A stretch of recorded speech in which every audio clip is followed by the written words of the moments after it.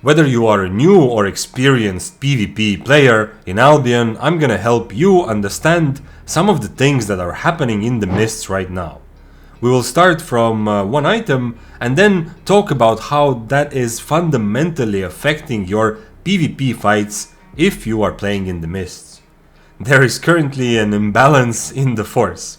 I want to explain it, then show some example situations, and then help you either take advantage of it or be mindful of others using this. By the way, this video is brought to you by me. There's no sponsor. I just want to let you know that I made a Discord server. If you like the content I'm making, you should join, and you will find other like-minded PvP enjoyers to have fun with, discuss Albion, and do other things.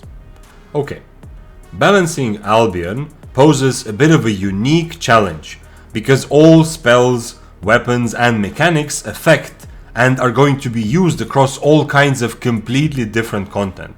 It's kind of like a fragile ecosystem, where you kill too many bugs and suddenly trees on the other side of the forest start dying. You balance for ZVZ and accidentally ruin mists. Or you balance for mists and kill off Hellgates. Okay, well, that was a bad example. Can't kill the dead, but you get the idea. This means that even though over time the player-driven economy does help to take care of some balancing issues, any big changes in the game are always risky. And our story today begins with one such change. It was a lovely December afternoon until suddenly Demon Boots cooldown reduced by 25%. This is a huge change. Vengeful Sprint went from 40-second cooldown to 30-second cooldown, which means that it now matches all the regular sprints that all kinds of boots in Albion Online offer.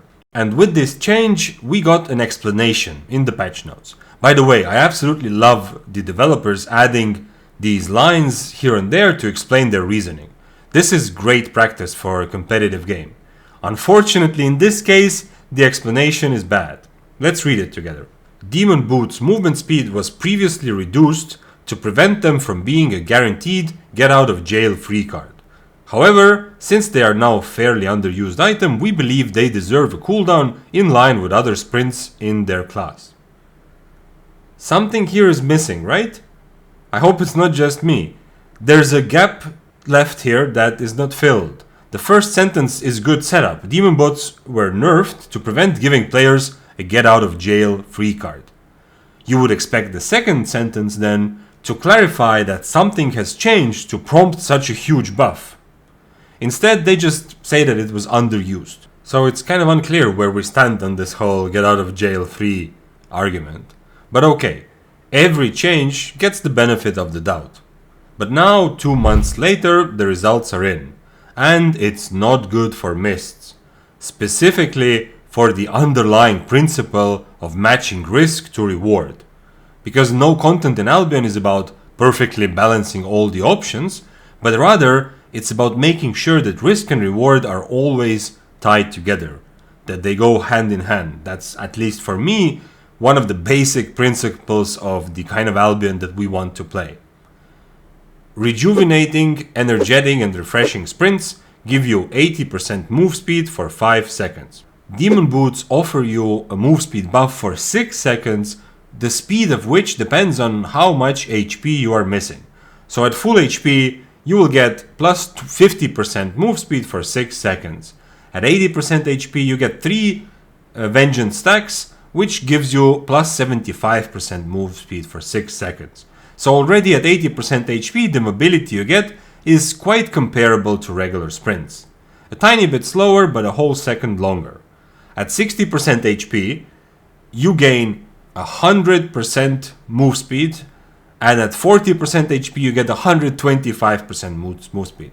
So Demon Boots only lose to regular sprints when the user is above 80% HP.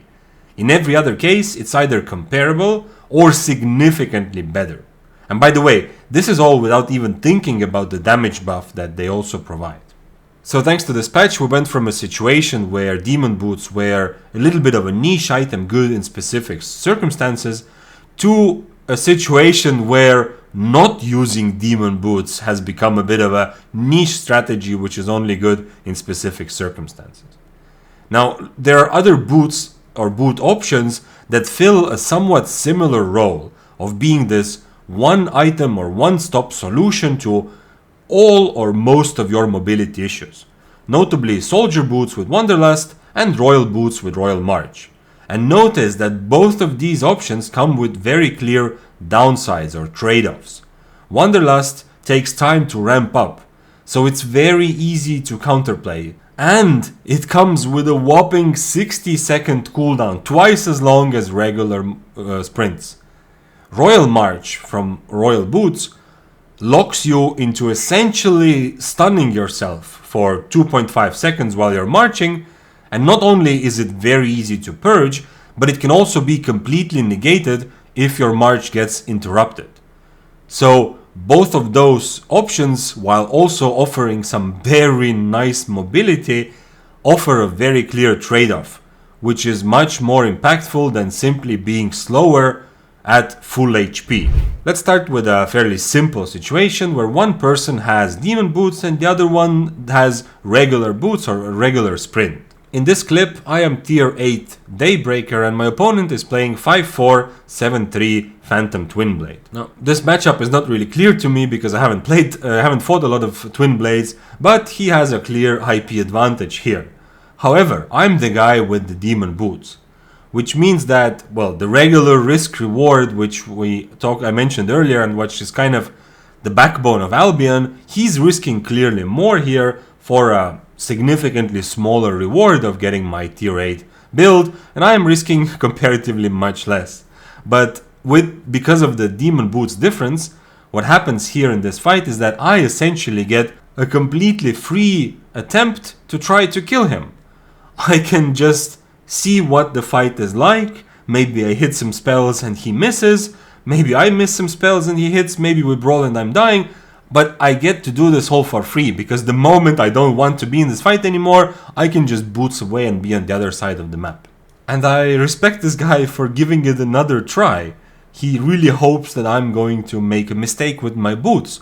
But you can see that once again, especially after I eat quite a bit of damage from his E, I can just disengage for free. And essentially keep resetting until he gets tired or until he makes a mistake. Because note that the moment that he misses all his spells or something else happens and the fight goes in my favor, he does not have this free get out of jail card that the developers mentioned in the patch notes. Here's another example. In here I'm playing Life Curse Staff and I'm fighting against a Shadow Caller. Now my opponent here is definitely more experienced with Curse Staffs and has higher IP, but this fight is still simpler for me, because I have demon boots and he does not. I can, first of all, know that I will be able to safely disengage if something goes really wrong. So if I misuse my spells or just start losing the brawl. And at the same time, on the other hand, I can be very relaxed about allowing there to be space between us. I even choose the long range W to play into this, and I don't really have to worry that once the fight starts, he will be able to disengage if I do start winning.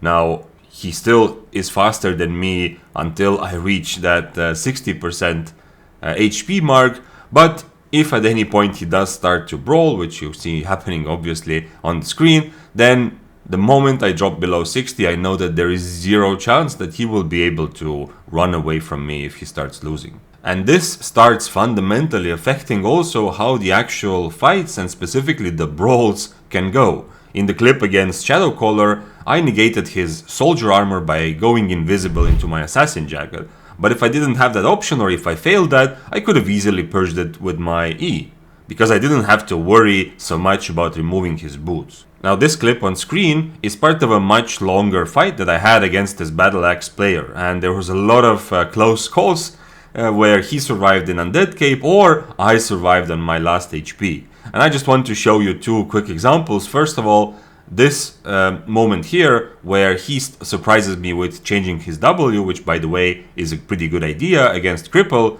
and he very clearly is winning this brawl. He played it very well so far, but then I use Cultist Cowl on him and he uses his Purge to remove it. Which now puts us back in the situation that we've been discussing. Because now that his Purge is used, I once again have a free get out of jail card with my Demon Boots and he cannot do anything about it. So I reset this fight and check out what happens next time we continue. He does not purge the Cultist Cowl, he does not purge my stacks or cripple, so he pretty much allows me to use all my spells and do what I want in the brawl, keeping his helmet for the inevitable Demon Boots in the end. And because of this, I'm able to get the upper hand this time, allowing me to start chasing him to try to finish him off. So the whole fight itself and the way that our brawl goes here changes because of this not very balanced item that I'm wearing in the clip. And you can see even that as I'm chasing him down to try to finish the kill and he's still throwing E's at me, I can do this relatively safely, knowing that I will probably be able to catch up to him as long as, I dodge enough E's and he gets low. Now this is kind of similar to fighting against someone who's on Wanderlust. Essentially, if you don't have a purge, unless of course you are much higher IP, where you kill them very fast, if you don't have a purge, then regularly they will just be able to run away. And it's kind of similar with Demon Boots, except with Wanderlust it's pretty easy to mess it up. You make a mistake, you use it too early, and then that's it. For the rest of the fight you're pretty much without boots, most likely because it's a 60-second cooldown.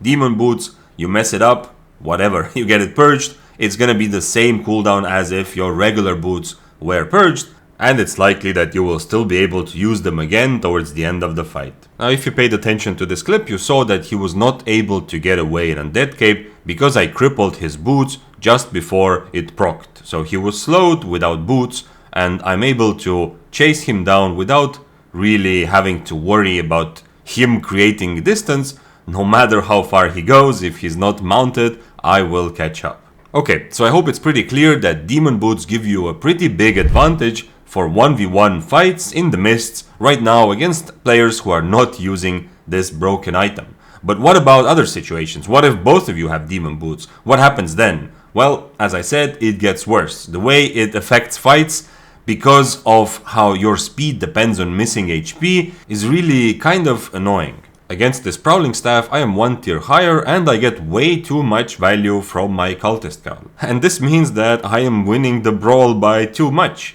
After he comes out of Assassin Jacket, he has 5 stacks on his Demon Boots and I have 3, so I am not able to catch him and he can reset this fight. I'm being punished for essentially taking the first fight too well or having too big of an advantage. And by the way, the fact that I drank a healing potion so early in the fight is clearly my mistake. If you are using Demon Boots, then it's pretty good habit to put off using your healing potion until later in order to be able to get more value out of your missing HP. Now the second time I fight the same player, I kind of waste my Cultist Cowl. I don't keep it for his second transformation, which means that I don't really do so well in the brawl, and luckily I also don't drink my healing potion early, which means that our HP difference is not big, and this is the thing that eventually allows me to catch him or at least finish the fight without him being able to run away. So in a fight where both players are using this very balanced item,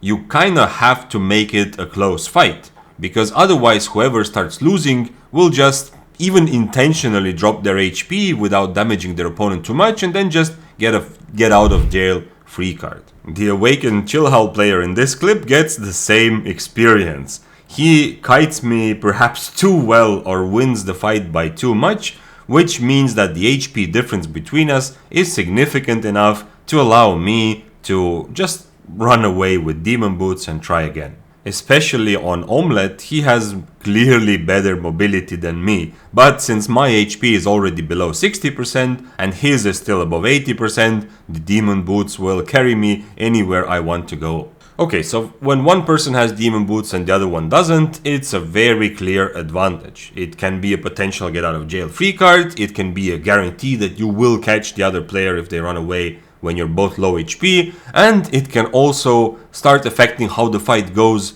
from the get-go, because the person without the demon boots needs to have some sort of plan on how to handle them later on. When both players are using demon boots, then starting to lose the fight becomes a significant advantage in terms of mobility. This is really annoying and even somewhat encourages gameplay when if you see that you start losing a little bit, you intentionally lose by a lot more in order to get out of there.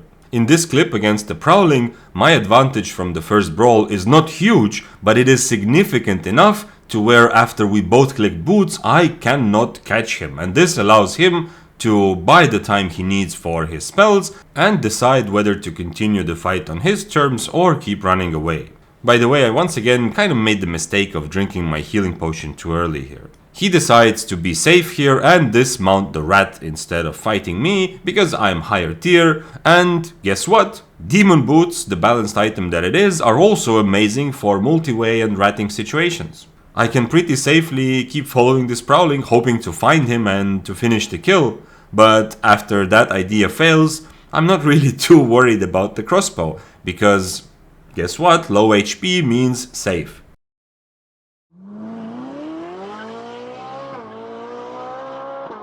Four people trying to contest the chest? I have no invis, no undead cave, but still, no problem. And this is not some sort of massive big balls play, this is just demon boots.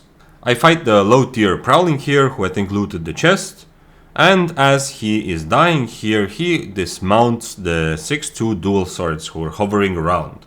Dual swords have a purge, and this is one of the ways that if you're playing spear or carving or a weapon with a sort of dash, then this is something important for you to notice if you do want to use this demon boots meta right now. I have absolutely everything on cooldown right now and I'm about 60% HP. I don't think I can just brawl and kill him in any way here, so I need to get away, reset the fight and see if he's still interested in a duel. But important thing is that while my E is on cooldown, there is no way I'm gonna be using my demon boots and risk getting them purged. So you can see that I E out, then demon boots away from him so that he cannot purge them, and we are back in get out of jail free card territory. Look at this fight. Crossbows generally are not a very good matchup for any spears, but at least on Daybreaker I do have a built-in purge which can get rid of some of his defensives. Now, I don't have an Abbey buff here unfortunately, so I approach this fight kind of carefully. I miss my Impaler and I'm unable to get close to him. He does a decent job keeping me at a distance, but just like in some previous examples, this means that, well, now I can demon boots away. So he's winning by too much again, let's say. And this, by the way, is not only a demon boots lesson, this is also just a crossbow lesson. If you want to play light crossbow, you need to find better ways to bait. Here, he's not letting me close to him at all with his Qs and Ws, which means that, well, there's no fight happening for him. But we both want this fight to happen, so I reset and we try again. This time I decide to use my E just to close the distance to start a brawl, which is a pretty risky play. But hey, well, there's no risk, right? Because I have demon boots, remember? I use my Mistwalker jacket to dodge his E damage and luckily also waste out his Guardian helmet duration. His buff procs, and since I used my E I cannot get rid of his Cleric. But now we are both low, so neither can really run away. I use my boots to wait out his Martlock cape and go back in to finish the kill. This is a perfect example of one of the big problems with the demon boots meta. Now I did win the last little fight and kill him, but if you look at the bigger picture, the demon boots abuse pretty much allows whoever is losing to reset the fight almost infinitely. And if we were both using green boots, it probably should have been him who would have killed me in the previous time when we started the fight. In this clip on screen right now, I am already dead. I have HP, but I'm on regular rejuvenating sprint, and both the guys trying to kill me are on demon boots, so this is already over. Having access to such a simple and overpowered mobility solution, which also mitigates a lot of the risk in the mists, has great impact on which builds are stronger and which builds are weaker. I'm sure that if you play PvP yourself, you've already noticed this trend very clearly over the last couple of months. Some builds and some strategies benefit greatly from the current state of solo PvP, while others are beginning to slowly die out. But this whole idea and analysis, and also the answer to why there are so many Armor of Valors and Cultist Cows in the Mist right now, all of that deserves a separate video. Don't forget to subscribe, check out my other videos to get better at enjoying PvP, and see ya in the next one.